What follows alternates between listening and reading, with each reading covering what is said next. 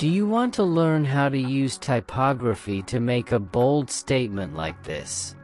Here we go. Open a blank template, choose your image, type the word you want to write, make it bigger in size, change the color to white. Now download this, add the second image you want to in the design. Now bring the image to front using layers. Now upload the image you downloaded and expand to fit the design, then go to edit, remove the background.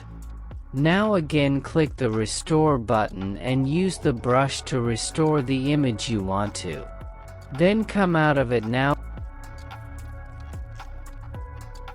click on layers and bring the text the topmost layer and add effects, adjust the direction, blur and transparency and change the color to black.